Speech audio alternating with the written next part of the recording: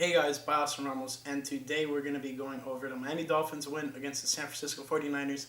And yes, a win. Dolphins are now 2-3. Meanwhile, the San Francisco 49ers dropped to 2-3 as well. And with that being said, let's get into some stats. So we're going to start off with Ryan Fitzpatrick, and he had a pretty good game. He had 22 completions for 28 attempts, 350 yards, 3 touchdowns, no interceptions, and was sacked twice for a loss of 8 yards. And then when you look at the 49ers QBs, yes, QBs, plural, Jimmy Garoppolo ended up playing the game, but was benched at halftime for C.J. Beathard. So C.J. Beathard came out and had 9 completions for 18 attempts, 94 yards, 1 touchdown, no interceptions, and was sacked twice for a loss of 20 yards. And then meanwhile, Jimmy Garoppolo had 7 completions for 17 attempts, 77 total yards, no touchdowns, 2 interceptions, and sacked 3 times for a loss of 23 yards. So the defense was all over the quarterbacks in this game, pressuring them a lot, forcing them for errant throws, and forcing interceptions, which is great.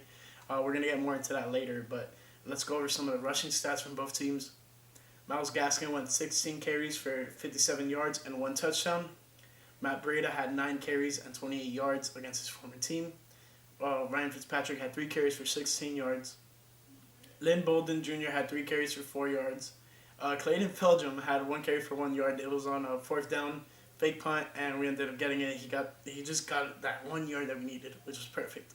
Jakeem Grant got blown up in the backfield and got a loss of 12 yards on one of his rushes. But besides that, let's go into the 49ers, and we have Raheem Mostert was their leading rusher with 11 carries, 90 yards. Jeff Wilson Jr. had 4 carries for 27 yards. Cal Juszczyk had 2 carries for 11 yards and 1 touchdown. Deebo Samuel had 1 carry for 3 yards, and Jerick McKinnon had 1 carry for no yards. So those are the rushing stats for both teams. Now when we look at the receiving stats, Preston Williams was Miami's leading receiver this game with 4 receptions, 106 yards, and 1 touchdown. And then Mike Gesicki had 5 receptions for 91 yards. Devontae Parker had 2 receptions for 50 yards and 1 touchdown. Myles Gaskin had 5 receptions for 34 yards. Matt Breida had 1 reception, 31 yards. Isaiah Ford had 2 receptions for 23. Jakeem Grant 1 reception for 6 yards. Chandler Cox 1 reception for 6. And Adam Shaheen had 1 reception for 3 yards. Then when we look at the 49ers, we have Brandon Ayuk had 3 receptions, 44 yards. George Kittle also had 4 receptions with 44 yards. Kendrick Bourne had 2 receptions for 30 yards and a touchdown. Raheem Mostert had 3 receptions for 29 yards. Deebo Samuel had 2 receptions for 19. And Jerick McKinnon had 2 receptions for 5 yards. Now when we look at fumbles, Jakeem Grant fumbled the ball and recovered it. And then Christian Wilkins recovered a C.J. Beathard fumble that was strip sacked by Emmanuel Ogbah. We'll talk about that later. But Jimmy Garoppolo lost one, and then Jeff Wilson Jr. got on top of it. So just not a good day for the 49ers QBs at all. And a lot better day, obviously, for the Dolphins defense. Now, when we look at some defensive stats, Jerome Baker was our leading tackler with 8 total tackles, 7 solo, and he had 1 sack, 1 tackle for a loss, 2 QB hits.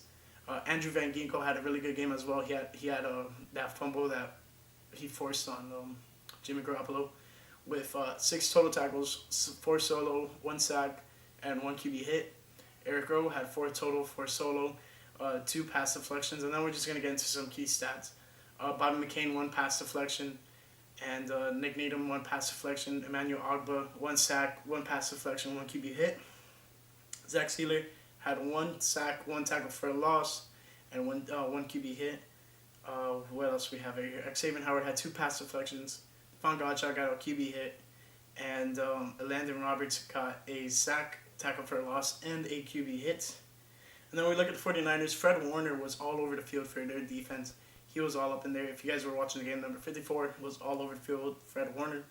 And he had 11 total tackles, 8 solo. He had 1 tackle for a loss, 1 QB hit. Jamie Ward had 7 total tackles, 5 solo. Jakuski Tart had 7 total tackles, 5 solo. And so did Jerry Greenlaw. And then some key stats for the 49ers. Defensively, Kwan Alexander had 1 sack on a tackle for a loss, QB hit. Jamar Taylor had 1 tackle for a loss. Yes, former Dolphin Jamar Taylor. And Kiri Hyder Jr. had a sack tackle for a loss, and 2 QB hits. And then DJ Jones had a tackle for a loss. Kevin Givens had a tackle for a loss as well. And that's about it defensively for the 49ers.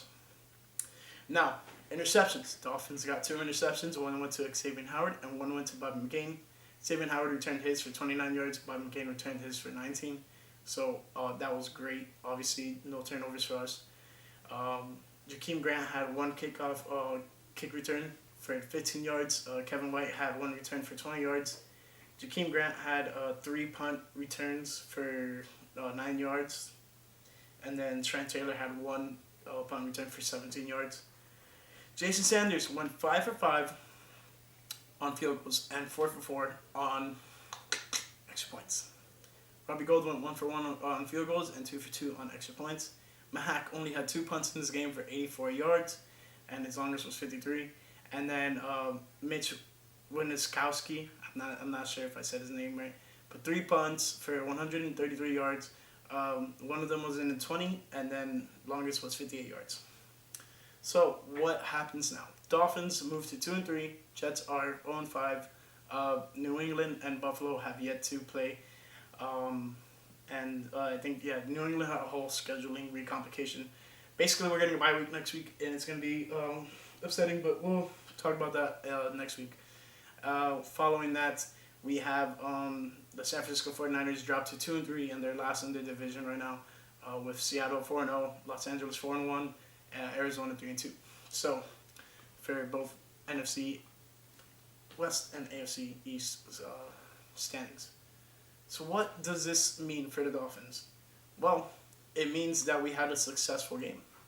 I think we only punted the ball twice. We started the first half with a punt, and we punted again in the middle of the game around after the first quarter ended. So that's great, coming off of a game that we had turnovers as in interceptions, and then we also had just not completed drives. This time we got into the end zone about how many times? 1, 2, 3, 4 times. Got into end zone 4 times. And last week we only got into end zone once. And then we had 5 field goals. So, I mean, that compiles into a huge score like 43 that we got this week. So it was all in all a successful day on both sides of the ball, offensively, defensively. Offensively, we were finishing drives, getting in the end zone. And then defensively, we were stopping them, forcing turnovers, making the QB pressured, and forcing them to make either bad decisions or get sacked or throw incompletions that stop the third down movement and ends up having to punt the ball. So this is all in all a great game for the Miami Dolphins. I'm so excited. I'm so happy with this win. A lot of people weren't really expecting this. I mean, if you guys remember in the game preview, I said that the Dolphins, according to ESPN, had a 19.9% chance of winning this game, and they ended up winning by a lot. So, cheers to all of you solid Dolphin fans who believe in them and were faithful in us winning this game, and I'm very happy. Let me know what you guys think down below. With all that being said, I hope you guys enjoy the video, and if you haven't done it yet, hit the thumbs up button. Make sure you subscribe, click the post notification bell option if you haven't done it yet, and follow me on Twitter and Instagram @ByAussieRamos. And lastly, a dub. Fins up, baby.